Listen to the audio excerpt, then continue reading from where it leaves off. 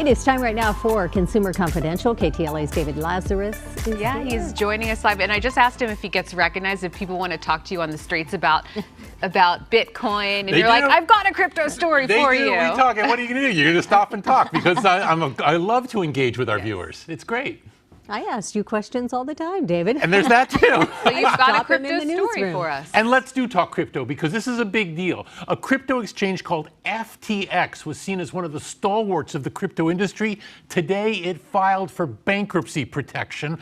This after there was a run on deposits that left FTX basically financially underwater. Also, the company's founder, Sam Bankman-Fried, who was looked at as one of the heavy hitters in crypto, quit. He stepped down and apologized for what happened on his watch.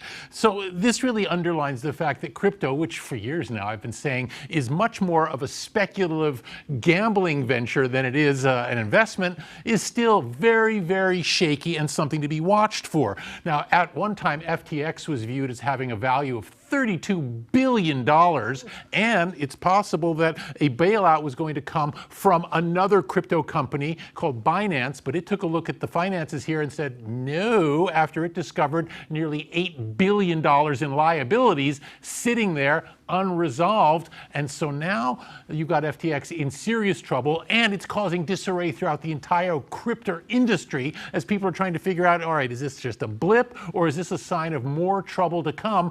One thing that I find particularly telling here, after the CEO stepped down, FTX is now being overseen into the bankruptcy process by the same guy who oversaw Enron as it faced its financial demise. Not a good sign, all things considered. Yeah, you're right about that. All right, a lot of people could use a little extra money in their paycheck. Looks like United Airlines is going to deliver. This is a good thing, at least for pilots, and this comes at a time when we're seeing a lot of labor unrest in the airline industry as pilots, flight attendants, and others have been saying, hey, you guys are recovering. Why aren't we seeing a piece of the action? In the case of United, they've got contract talks underway, as many of the carriers do, but earlier on in the pandemic, the pilots had agreed to defer pay increases until we came out of the pandemic and profitability was restored.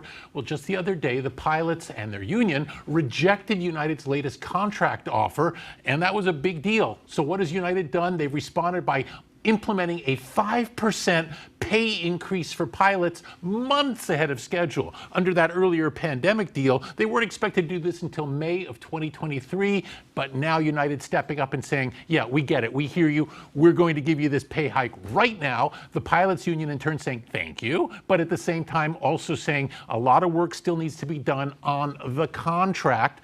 I think this is a plus for travelers, obviously, but also for the pilots. But most importantly, this marks a win for organized labor. And I get into more of that at KTLA.com. Check it out. All right. I feel like there's a joke that could happen in this next story with chicken and egg prices. There's a lot of jokes we can do here. Too easy, you could say. But let's look at this because this is fascinating. Last month, egg prices were up by 10% from a month before. One of the most expensive commodities you can buy at the grocery store. Yet chicken prices were down by 1.3% in the same month. Huh? How's that working out? Here's the deal.